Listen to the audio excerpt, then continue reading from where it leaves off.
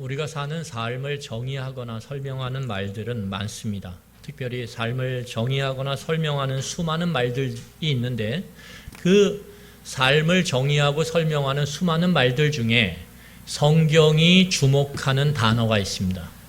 성경이 삶을 설명할 때 창세기부터 요한계시록까지를 잘 살펴보면 삶이라는 게 무엇인가라고 이야기할 때 성경은 그것은 관계라고 이야기합니다.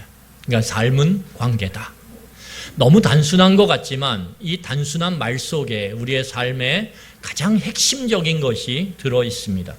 여러분, 실제로 우리의 삶을 잘 들여다보면 아주 자세히 볼 수 있는 삶의 현미경이라는 게 있다면 그걸 갖고 우리의 삶 면면을 다 들여다보면 그 속에 결코 관계라는 것을 빼놓고 이야기할 수가 없습니다. 그러니까 관계는 우리 삶의 핵심 중에 핵심이에요.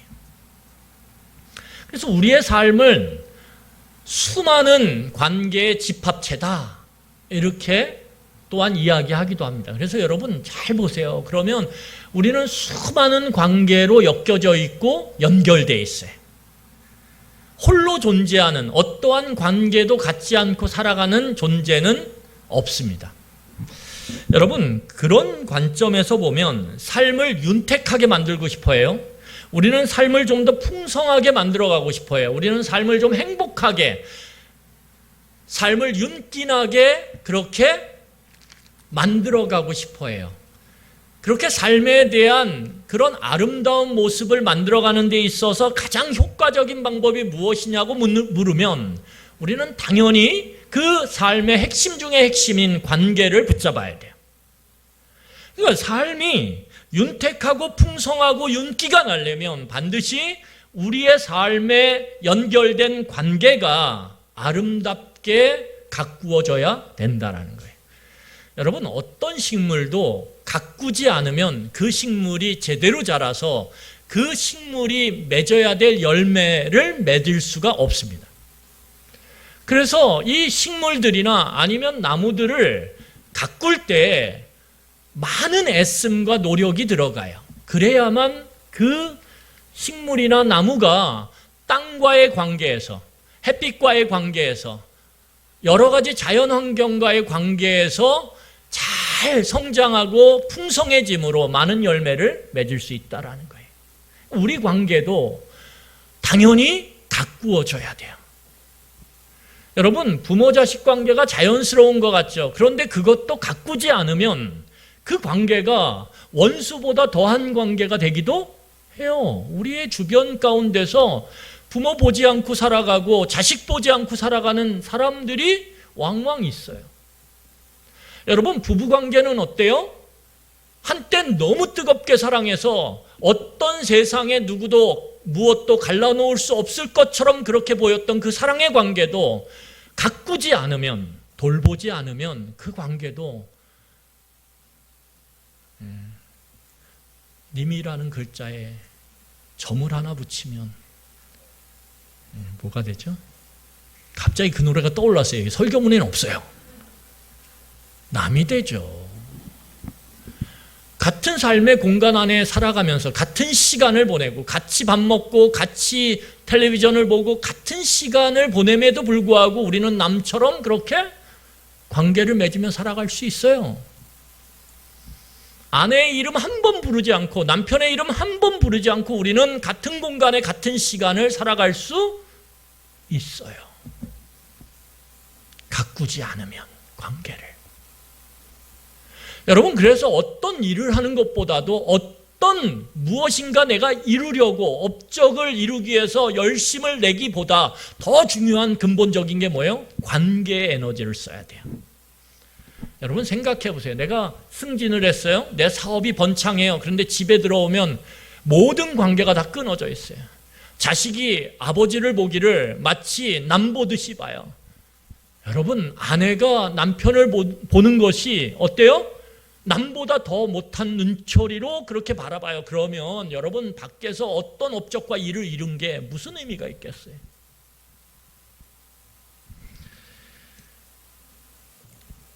그런데 이 관계는 뭘로부터 시작되냐면 상대방의 이름을 아는 것으로부터 시작됩니다. 그러니까 우리의 관계는 상대방의 이름을 알고 이름을 부르는 순간 시작돼요. 여러분, 그래서 우리가 예를 들면 우리가 모르는 사람을 만나요. 그 모르는 사람과 만나서 새로운 관계를 시작할 때 맨 처음 하는 일이 무엇일까요? 이름을 주고받는 거죠. 그렇죠? 그걸 우리는 통성명이라 그래요. 사회생활을 하다 보면 이 통성명을 통해서 관계가 이제 이어져요. 그래서 요즘에는 통성명으로 하고 어떻게 합니까? 핸드폰에 저장을 하죠. 그러므로 이제 관계가 이어지는 거예요. 놀랍게 저장을 하면 자동으로 카톡이 이어져요. 그렇죠?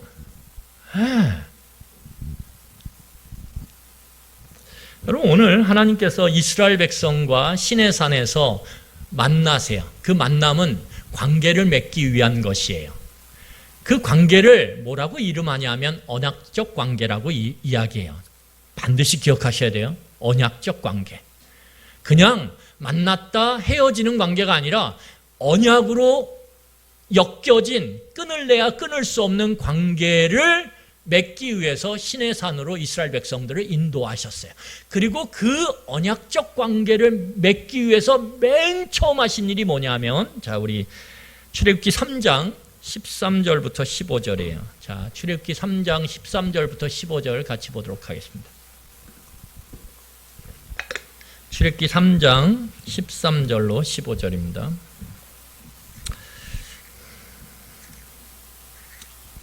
자, 우리 같이 읽겠습니다. 좀 길지만 시작. 모세가 하나님께 아뢰되 내가 이스라엘 자손에게 가서 이르기를 너희의 조상의 하나님이 나를 너희에게 보내셨다 하면 그들이 내게 묻기를 그의 이름이 무엇이냐 하리니 내가 무엇이라고 그들에게 말이리까. 하나님이 모세에게 이르시되 나는 스스로 있는 자이니라. 또 이르시되 너는 이스라엘 자손에게 이같이 이르기를 스스로 있는 자가 나를 너희에게 보내셨다 하라. 하나님이 또 모세에게 이르시되 너는 이스라엘 자손에게 이같이 이르기를 너희 조상의 하나님 여호와 곧 아브라함의 하나님 이삭의 하나님 야곱의 하나님께서 나를 너희에게 보내셨다 하라. 이는 나의 영원한 이름이요 대대로 기억할 나의 칭언이라. 여러분, 시간적 간격은 있지만 하나님께서 모세를 통해서 애굽의 바로의 억압과 착취 가운데 신음하던 이스라엘 백성들을 구원하셔서 시내산으로 인도하세요. 그 시내산으로 인도하기 전에, 다시 말해서 관계를 맺기 전에, 특별히 언약적 관계를 맺기 전에 하나님께서 모세를 통해서 하신 첫 번째 일이 뭐냐면 하나님의 이름을 이스라엘 백성들에게 알려주시는 거예요. 내 이름은 이거다.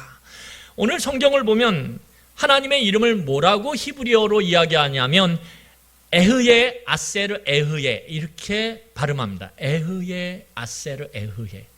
이것을 오늘 성경은 뭐라고 번역하냐면 나는 스스로 있는 자다 이렇게 번역을 해요. 그러니까 하나님이 뭐라고 그랬냐면 내 이름은 에흐예 아세르 에흐예야. 그게 바로 나는 스스로 있는 자다 이 말이에요. 하나님의 이름이에요. 그런데 이 에흐예라고 하는 나는이라고 하는 그 단어가 연결된 게 뭐냐면 야훼예요. 비슷하지 않습니까? 에흐예, 야훼 또는 여호와.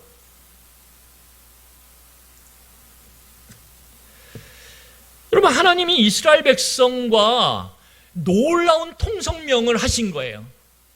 이거는 세상에서 가장 위대하고 가장 놀라운 통성명이에요. 하나님이 하나님의 이름을 저 보잘것없는 그 압제와 착취 가운데 신음하는 노예 신분에 불과한 이스라엘 백성들에게 알리셨다라는 거예요. 놀랍지 않습니까? 마치 우리나라 최고의 재벌을 경영하는 회장이라고 하는 사람이 어떻게 하는 거예요? 지나가다가 정말 힘들게 하루하루 그렇게 먹고 살아가는 사람들, 벌어먹고 살아가는 그 어떤 분에게 어떻게 하는 거예요? 아니면 구걸을 하며 살아가는 길에 앉은 분에게 이거 내 명함이에요. 언제든지 필요하면 나를 찾으세요. 그리고 명함을 탁 주는 거예요. 감동이 없어요. 경험을 못 해보셔가지고. 여러분 생각해 보세요. 우리도 재벌 회장이 딱 명함을 주면서 갑자기 뭐라 그래요? 필요하면 전화하세요. 당신의 전화는 무조건 받겠습니다. 이러면 세상을 다 얻은 것 같지 않겠습니까? 그런데 그거보다 더해요. 정말 빈곤의 그 끝을 달리면서 하루하루 남에게 구걸을 해야 먹고 사는 그 비참한 상황 가운데 있는 사람에게 어느 날 그런 어마어마한 재벌이 나타나서 명함을 주면서 무조건 나를 찾으라고, 필요하면, 딱 이럴 때 여러분 놀랍죠. 그거보다 더 위대한 통성명을 하나님께서 이스라엘 백성에게 하고 계신 거예요. 여러분, 그렇다면 왜 관계를 맺는 과정 중에 이렇게 이름을 주고받는 이 통성명이 중요할까요? 왜 통성명이 그렇게 중요할까? 관계를 맺는데. 여러분, 이름이라고 하는 것을 히브리어로 셈이라고 합니다. 셈. 그래서 노아의 아들 중에 셈, 함, 야벳이 있죠. 그 셈이라고 하는 것이 이름이란 뜻이에요. 그런데 이 고대 사회, 특히 이스라엘 사회 내에서 이름이라고 하는 건 그냥 단순히 이름이 아니라 그 이름 속에 그 사람의 본질이 담겨 있어요. 그 사람의 본질이라는 게 뭐냐면 그 사람이 어디서 태어났는지, 그 사람의 특징이 무엇인지, 그 사람의 그 사명이 무엇인지, 이런 아주 본질적인 그 사람에 대한 것들이 이름 속에 담겨져 있다는 거예요. 이름만 딱 들으면 너는 어디에서 태어났구나, 어느 태생이구나, 어느 족속이구나, 어느 가문이구나, 너의 특징은 뭐구나, 너의 사명은 무엇이구나, 이런 걸 이름만 딱 들으면 알 수 있어요. 여러분, 그래서 창세기 2장에 보면 하나님께서 사람을 창조하세요. 6째 날에. 그리고 그 사람을 창조하시면서 뭐라고 말씀하셨냐면 창세기 2장 7절에 이렇게 말씀하셨습니다. 자, 창세기 2장 7절을 같이 읽겠습니다. 창세기 2장 7절 시작. 여호와 하나님이 땅의 흙으로 사람을 지으시고 생기를 그 코에 불어넣으시니 사람이 생명이 되니라. 여러분, 여기 2장 7절에 보면 하나님이 사람을 창조하신 다음에 뭐라고 말씀하시냐면 사람을 흙으로 만드셨다라고 말씀하세요. 흙. 그러니까 사람의 기원, 사람의 탄생은 어디로부터 시작됐냐면 흙으로부터 시작됐다라는 거예요. 흙이 히브리어로 뭐냐면 아다마예요. 아다마. 그 아다마로부터 뭐가 왔어요? 아담이라고 하는 첫사람의 이름이 왔다라는 거예요. 그래서 아담이라고 하는 이름을 딱 들으면 아다마는 흙. 인간이란 흙으로부터 와서 흙으로 돌아가는 피조물이구나 라고 하는 인간의 본질에 대해서 그 이름만 탁 들으면 캐치가 탁 돼요. 놀랍지 않습니까? 이름을 부를 때 하나님이 아담아 이렇게 부를 때 아담은 그래 나는 흙이지, 그래 나는 저 티끌과 같은 흙으로부터 온 존재지, 하나님 때문에 내 안에 생명이 임함으로 내가 이렇게 하나님의 형상으로서 이렇게 살아갈 수 있는 이유지. 하지만 나는 또한 흙으로 돌아갈 존재지. 이 묵상 속에서, 이 깊은 사색 속에서 오늘 내가 어떻게 살아가야 되는지 내 사명을 바라보게 되고 나의 삶의 관계를 바라보게 되는 것, 그것이 이름이라는 거예요. 이름이라는 거예요. 저도 가끔 제 이름을 생각을 해봐요. 한자로도 써봐요. 까먹을까 봐. 근데 한자가 쉬워가지고 까먹을 일은 없는데 제가 밝을 명자에 있을 제자예요. 제가 있는 곳에 빛이 있다 이거예요. 요한복음의 그 말씀을 한자로 이렇게 옮긴 건데 빛이 있다요. 제 말 갑자기 굉장히 부담되네. 빛이 있다. 네가 있는 곳에 빛이 있다. 네가 있는 곳에 그리스도의 빛을 비춰라. 하나님의 빛됨을 드러내라. 이게 이 부담스러운 이름을 저의 고향에 교회가 있는데 그 교회 목사님이 지어주셨어요. 저는 본 적도 없는 목사님인데.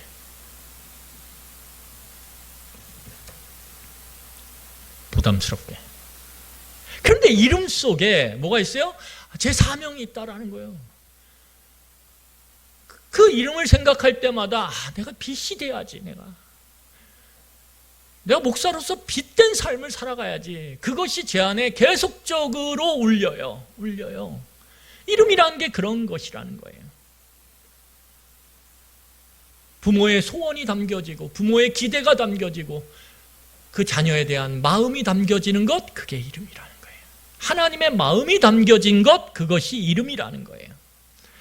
여러분, 그래서 이 이름은 단순히 글자의 조합 또는 글자의 집합이 아니에요. 그 이름은 그 사람의 본질, 그 사람의 정체성을 드러내는 그 사람 자체라는 거예요. 이게 특히 이스라엘 사회 내에서는 굉장히 강했어요. 이름은 그 사람 자체야. 그러니까 이름을 준다라는 것, 이름을 주고받는다라는 건 뭐예요? 자기 자신을 주고받는 거죠. 그만큼의 무게가 있다라는 거예요.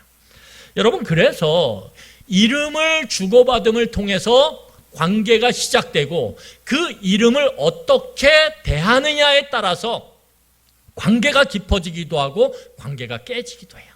이름을 함부로 부르면 그 관계는 깨질 수밖에 없어요. 하지만 이름을 소중하게 대하면 그 관계는 깊어질 수밖에 없어요. 여러분, 그래서 제가 핸드폰에 여러분들의 이름을 기록을 해요. 저하고 통화하지 않습니까? 기록을 하면 제가 기록을 할 때 습관이 있어요. 제가 늦거든요, 이게 치는 게. 그런데도 여러분들의 이름을 기록할 때 꼭 뒤에 집사님이라고 써요. 권사님이라고 써요. 그냥 이름만 해도 되고 집사, 권사 이래도 되는데 그러면 제가 여러분들을 대하는 데 있어서 가벼울 것 같은 거예요. 그래서 님자를 꼭 붙입니다. 잘하지 않습니까?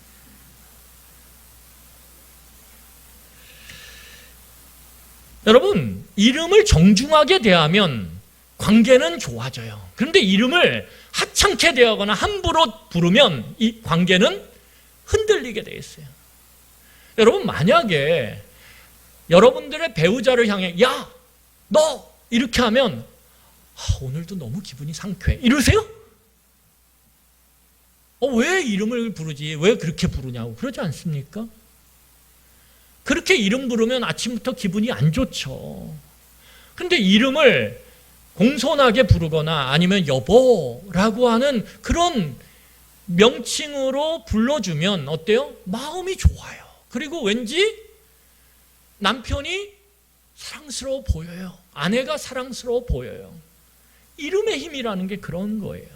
이름을 어떻게 부르냐에 따라서 우리의 관계는 달라진다라는 거예요.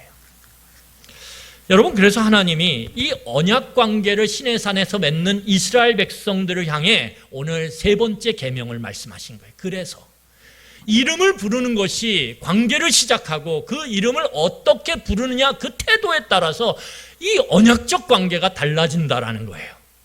그러니까 이름을 잘 부르라는 거예요. 이름을 함부로 부르지 말라라는 거예요. 오늘 하나님께서 그래서 3계명을 오늘 이스라엘 백성들에게 모세를 통해 말씀하고 계신 거예요. 자, 우리 3계명을 다시 한번 7절 같이 읽어보도록 하겠습니다. 같이 읽겠습니다. 시작. 너는 내 하나님 여호와의 이름을 망령되게 부르지 말라. 여호와는 그의 이름을 망령되게 부르는 자를 죄 없다 하지 아니하리라. 여러분, 오늘 여기서 우리가 주목해야 되는 단어가 있는데 하나님의 이름을 망령되이 부르지 말라라고 경고를 하시면서 뭐라고 말씀하시냐면 그건 죄다 이렇게 얘기하세요. 그러니까 하나님의 이름을 망령되게 부르는 게 죄라는 거예요. 너무 두렵지 않습니까? 우리가 뒤에를 안 봐요. 그냥 어렸을 때 외울 때 이게 기니까 앞에만 딱 띄워놓고 외워요. 그래서 제3계명 하나님의 이름을 망령되이 일컫지 말라, 부르지 말라 이렇게만 외우고 끝나요. 그런데 하나님은 뒤까지 보라는 거예요. 뭐라고요? 그렇게 하는 행위가 죄라는 거예요. 그러면 여러분, 왜 이게 죄냐 이거죠. 죄에 대한 하나님의 심판이 있어요. 그러면 하나님의 이름을 망령되이 부른다라는 건 하나님의 심판하신다라는 거예요. 그러면 우리가 하나님의 이름을 대하는 태도에 대해서 다시 한번 깊이 생각해 봐야 되는 여지가 생겨요. 심판을 받아 하나님의 이름을 망령되이 부르면? 우와, 그럼 왜 하나님의 이름을 망령되이 부르는 게 죄냐 이거죠. 여러분, 망령되다라고 하는 것은 예전에 우리가 많이 썼어요. 아유, 망령이 낫지, 뭐 이런 말 쓰잖아요. 그렇죠? 아주 나쁜 말이죠. 근데 요즘은 그런 말 안 써요. 이 망령되다라는 뜻 안에는 어떤 의미가 있냐면 헛되다, 공허하다 이런 말이 있어요. 그냥 헛되게 부르는 거예요. 공허하게 부르는 거예요. 어떤 마음과 생각을 담은 게 아니라 그냥 이렇게 부르는 거예요. 어이! 어이! 기분이 어떠세요? 누군가가 나를 향해 어이! 그러면 어때요? 굉장히 기분이 안 좋죠. 그럴 때 마음에 드는 생각이 뭐예요? 나도 우리 부모한테는 사랑받는 자녀고, 나도 내 아내에게는 사랑받는 남편이고, 나도 내 자식들에게는 존경받는 아버지다. 이런 마음이 밑에서부터 쫙 올라오죠. 그 어이라고 하는 누군가가 나를 부르는 그 이름 안에는 아무것도 들어있지 않아요. 비어있죠. 그게 망령되다라는 거예요. 여러분, 망령되다라는 건 뭐냐면 그렇게 헛되게 공허하게 이름을 잘못 부르는 것, 이름을 바르게 부르지 않는 것을 다 총칭해서 오늘 망령되다라고 말하는 거예요. 여러분, 그러면 왜 망령되게 하나님의 이름을 부르는 게 죄가 되냐? 자, 우리 시편 72편 18절 19절 한번 같이 보도록 하겠습니다. 시편 72편 18절 19절이에요. 자, 우리 같이 읽도록 하겠습니다. 시작. 홀로 기이한 일들을 행하시는 여호와 하나님 곧 이스라엘의 하나님을 찬송하며 그 영화로운 이름을 영원히 찬송할지어다. 온 땅에 그의 영광이 충만할지어다. 아멘, 아멘. 여러분, 거기 보면 뭐라고 얘기하냐면 시편의 저자가 하나님의 이름은 뭐라 그래요? 영화로운 이름이다 이렇게 해요. 이 영화로운 이름이 무슨 말이냐면 영광스러운 이름이란 뜻이에요. 그래서 성경에서 영광이라고 하는 이 단어는 히브리어로 뭐라 그러냐면 카보드라 그래요. 카보드 또는 카베드. 그런데 이 단어가 의미하는 게 뭐냐면 뭐예요? 무겁다라는 뜻이에요. 무겁다. 그러니까 하나님의 영광이라는 건 뭐냐면 무겁다라고 하는 의미를 담고 있어요. 또는 중요하다. 여러분, 만약에 이 무겁다라고 하는 이 말대로 하나님의 이름이 무거운데 그 무거운 하나님의 이름을 가볍게 대하면 어떻게 될까요? 그게 어떤 행위예요? 속이는 행위죠. 여러분, 그래서 예전에는 이 장사를 하시는 분들이 저울을 많이 썼어요. 저울, 뭐 야채 가게, 쌀 가게, 모든 가게들이 저울을 썼어요. 그런데 이 저울을 상인들이 속였어요. 그래서 저울이 적게 저울 위에 올려놔도 저울의 초침은 많이 나가는 것처럼 그렇게 속였어요. 왜냐하면 그래야 이문이 남거든요. 그래서 이 저울을 국가에서 관리를 했단 말이에요. 일정한 시기가 되면 동네 그 시장에 저울이 다 나와 있어요. 그 시장 안에 있는 저울은 다 나와 있어요. 왜 나와 있을까요? 이런 광경 보셨어요? 못 보셨어요? 예. 저는 시장 통해서 살아가지고 봤네요. 있어요. 그래서 시장 안에 있는 저울들이 다 바깥에 나와서 어떻게 하냐면 국가 관리, 저울을 관리하는 사람들이 어떻게 하냐면 그 저울이 제대로 무게를 다는지를 어떻게 했냐면 다 점검했어요. 그래서 잘못된 저울이면 어떻게 될까요? 벌금을 물죠. 그리고 저울을 고치든지 아니면 새 저울을 사야 돼요. 그러니까 이 도량령이라는 것은 국가가 관리할 만큼 굉장히 중요해요. 왜요? 그 사회의 질서를 가늠하는 굉장히 중요한 도구거든요. 여러분, 이것이 잘못될 때 경제 사회가 엉망진창이 돼요. 왜? 사람들이 속고 속이니까. 그렇지 않습니까? 그러니까 여러분 여기 말씀대로 보면 하나님의 이름은 영광스러운 이름이고 무거워요. 그런데 그 무거운 이름을 가볍게 대하면, 가볍게 평가하면 어떻게 되는 겁니까? 저울을 속이는 거죠. 저울을 속인다라는 건 뭐예요? 죄일까요? 아닐까요? 제가 아까 말씀드렸잖아요. 죄라고. 저울을 속였잖아요. 무거운 하나님의 이름을 가볍게 여기며 하찮게 대하잖아요. 그러면 우리의 마음의 저울이 지금 어떻게 된 거예요? 잘못된 거예요. 속이고 있는 거라는 거예요. 속이고 있는 거예요. 그래서 하나님은 그것을 죄라고 오늘 말씀하고 계신 거예요. 네가 속이고 있다고. 여러분, 그러면 하나님의 이름을 망령되게 부르는 것, 다시 말해서 하나님을 오용하고 바르게 부르지 못하는 대표적인 예가 어떤 것이 있을까요? 성경은 보통 그것을 세 가지 예를 들어서 설명을 해요. 오늘 살짝 저희가 살펴볼 텐데, 이 중심에는 뭐가 있냐면, 이 중심에는 그 사람의 욕심과 욕망이 있어요. 하나님의 이름을 잘못 부르고 오용하는 그 사람의 마음의 중심에는 자기 욕심과 이익에 대한 욕망이 그 안에 또아리를 들고 있다라는 거예요. 그렇게 이기적 욕망과 이기적 욕심과 이익을 위해서 온 마음이, 온 생각이 집중되어 있는 사람은 하나님의 이름을 오용할 가능성이 많다라는 거예요. 하나님의 이름을 잘못 사용할 가능성이 다분히 있다라는 거예요. 그러면 하나님의 이름을 망령되게 오용하는 예가 어떤 예냐? 첫 번째, 성경을 보면 하나님의 이름을 주술적으로 사용하는 경우가 있어요. 주술적으로.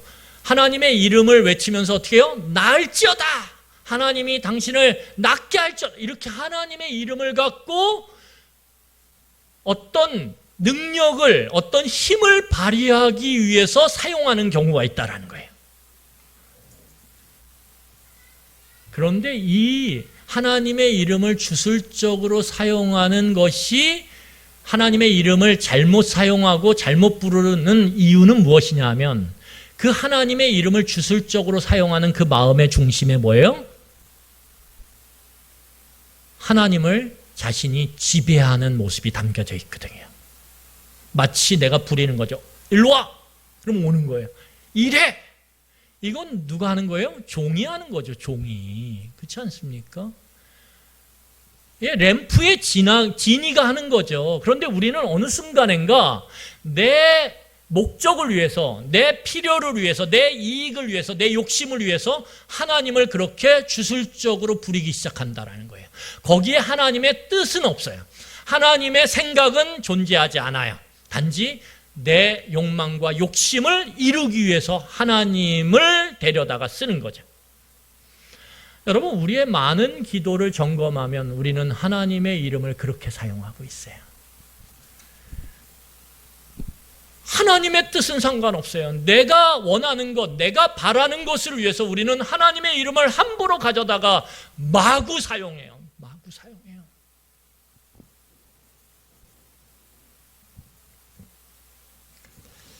여러분, 두 번째는 무엇이냐면 하나님의 이름으로 누군가를 저주하는 거예요.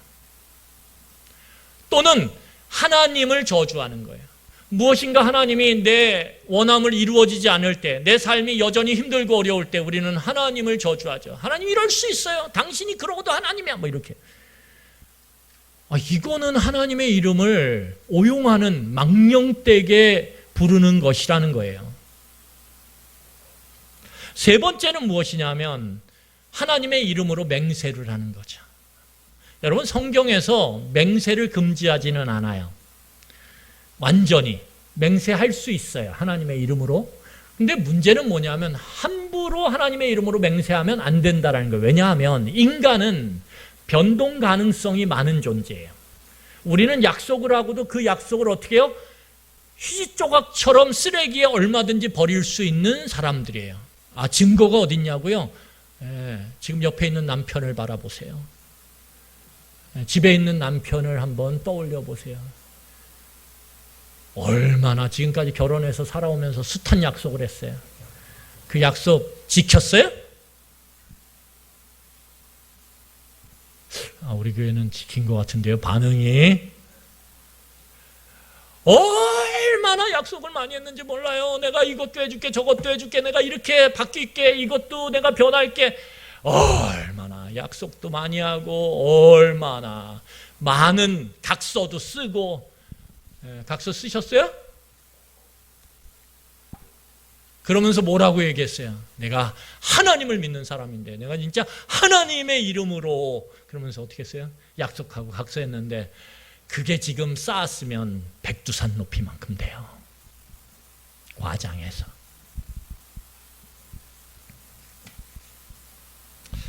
여러분, 인간은 자신의 연약함 또한 많은 오류의 가능성을 어떻게 해요? 갖고 있어요. 그렇기 때문에 그것을 인정하는 것이 솔직한 거예요. 그런데 사람들은 어떻게 하냐면 자신의 연약함과 오류의 가능성을 하나님이라고 하는 존재의 이름으로 덮어버려요. 그리고 나를 믿으라고 그러면서 거짓말하고, 그러면서 사기치고, 그러면서 사칭하고 남을 해하는 일들을 얼마나 많이 하는지 몰라요. 교회 안에서도.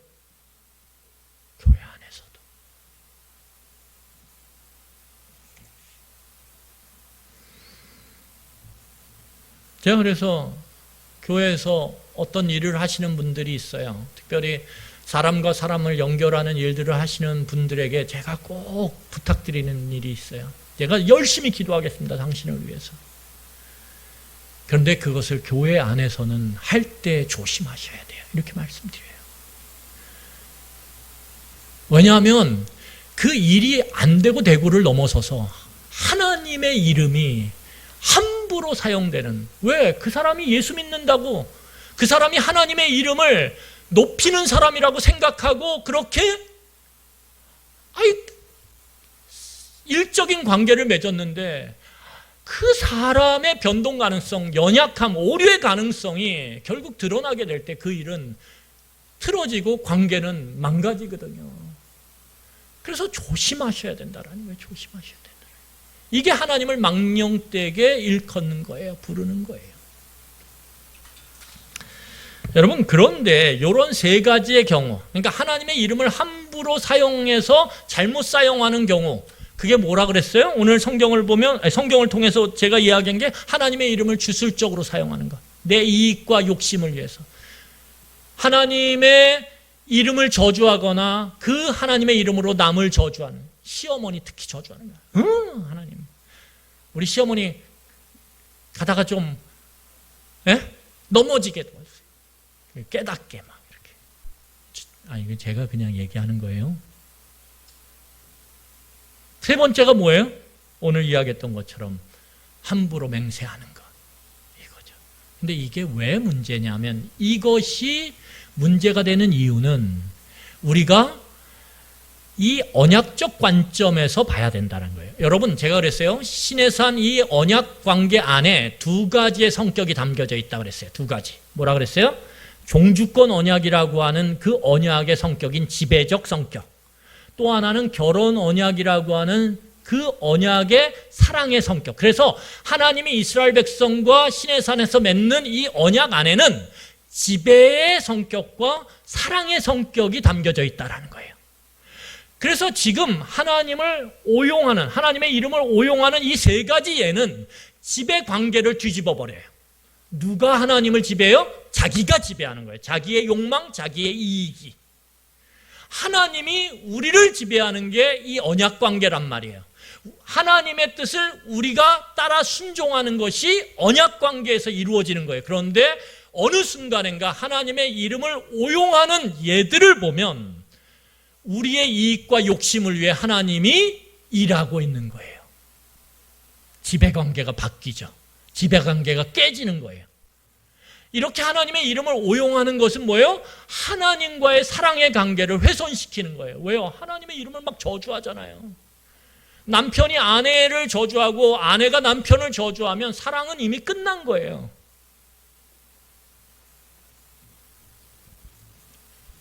그래서 이 하나님의 이름을 잘못 부르는, 이 오용하는 이 얘들은 하나님과의 언약 관계 안에 담겨진 지배적 성격과 사랑의 성격을 훼손하는 그러한 문제를 담고 있다라는 거예요.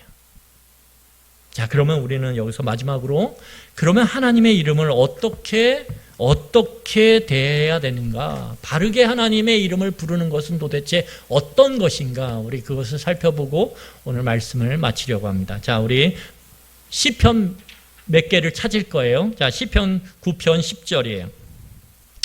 밑줄 쳐놓으세요. 밑줄 쳐놓으시고 꼭 기억하세요. 자, 하나님의 이름을 바르게 대하는 태도는 뭐냐? 그러면 자, 우리 시편 9편 10절 같이 읽겠습니다. 큰 소리로 같이 읽겠습니다. 시작. 여호와여, 주의 이름을 아는 자는 주를 의지하오리니 이는 주를 찾는 자들을 버리지 아니하심이니이다. 여기 뭐라 그러냐면 하나님의 이름을 바로 대하는 태도는 뭐야? 하나님의 이름을 아는 거예요. 하나님의 이름의 무게를 알기 위해서 애쓰는 거예요. 하나님의 이름의 그 본질이 무엇인지를 알아가기 위해서 힘쓰는 거예요. 두 번째. 자, 우리 시편 20편 7절이에요. 같이 읽겠습니다. 시작. 어떤 사람은 병거, 어떤 사람은 말을 의지하나 우리는 여호와 하나님의 이름을 자랑하리로다.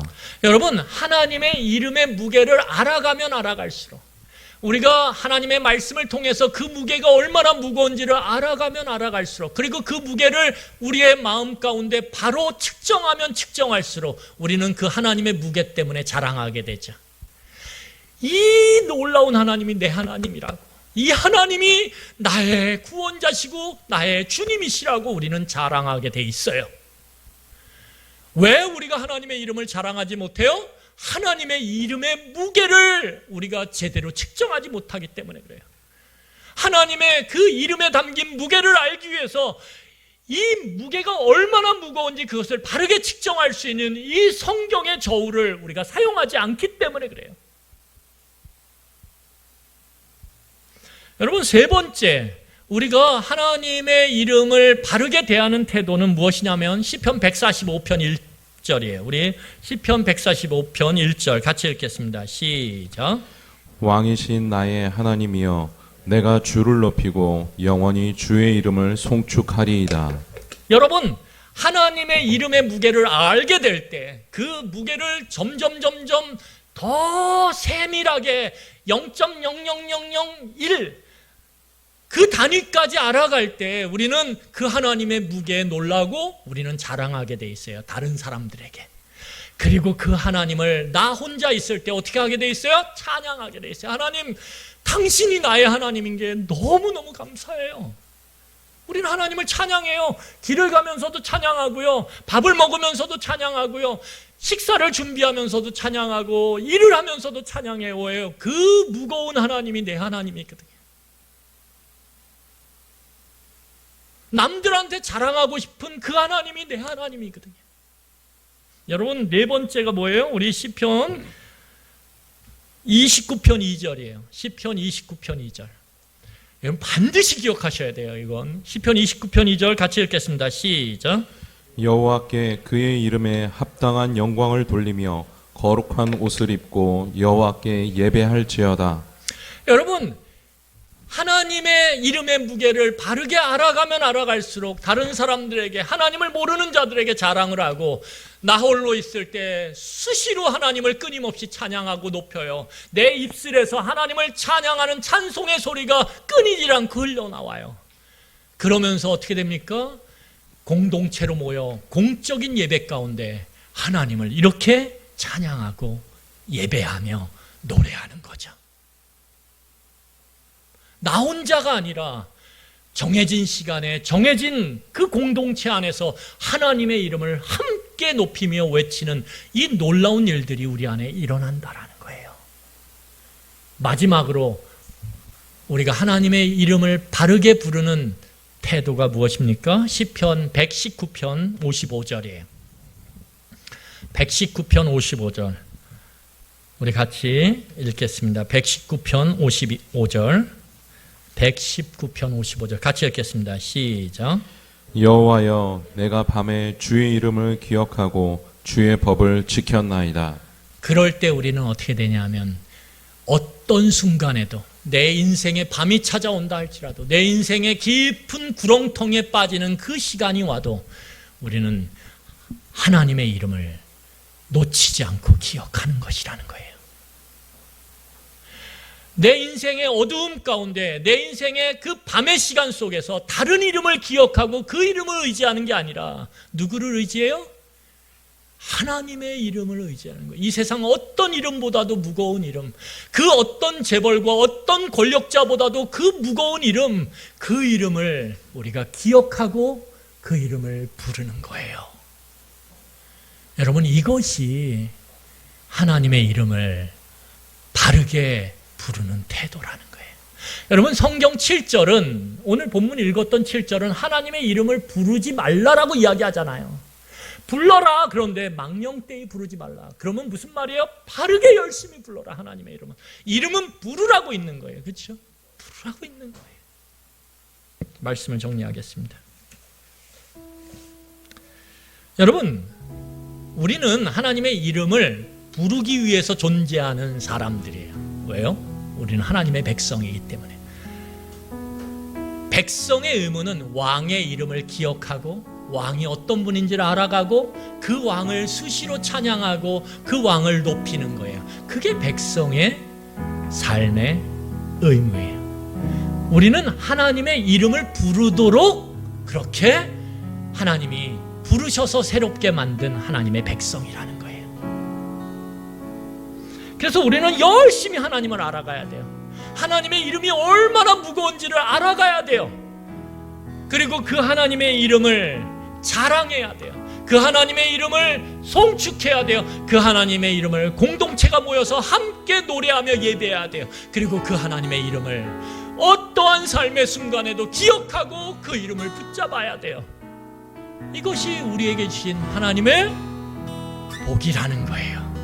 여러분, 우리 한 절을 더 읽겠는데 출애굽기 20장 24절에 이렇게 이야기합니다. 자, 출애굽기 20장 24절 보세요. 제가 읽겠습니다. 우리 같이 한 목소리로 저랑 같이 읽을까요? 같이 앞에 보고 읽겠습니다. 시작. 내게 토단을 쌓고 그 위에 내 양과 소로 내 번제와 화목제를 드리라. 내가 내 이름을 기념하게 하는 모든 곳에서 내게 임하여 복을 주리라. 내 이름을 알고 그 이름을 부르며 찬양하며 예배하는 그 자리에 내가 복을 붓겠다라고 오늘 말씀하고 계세요. 여러분, 놀라운 축복 아닙니까? 예수님은 이렇게 말씀하셨어요. 내 이름으로 두세 사람이 모이는 곳에, 그리고 그 이름을 찬양하는 곳에, 그 내 이름을 주님의 이름으로, 구원자의 이름으로 부르며 노래하는 그 예배하는 곳에 내가 너희와 함께 하겠다. 세상의 모든 권세를 갖고 계신, 세상의 모든 능력을 갖고 계신 그 하나님께 대신 예수님께서 그 이름이 노래되고 그 이름이 울려 퍼지는 그곳에 함께 하시며 복을 부으시겠다라고 약속하셨다라는 거예요. 여러분, 복을 주시겠대요. 놀랍지 않습니까? 그러면 우리는 다시 돌이켜서 우리를 살펴봐요. 내가 일상의 삶 가운데 하나님의 이름을 어떻게 부르고 있는지, 그래서 하나님과 나와의 관계가 어떤 관계인지 다시 한번 깊이 돌아보는 그런 돌아봄의 시간, 돌이킴의 시간이 되기를 간절히 소원합니다. 우리 이 시간에 같이 찬양할까요?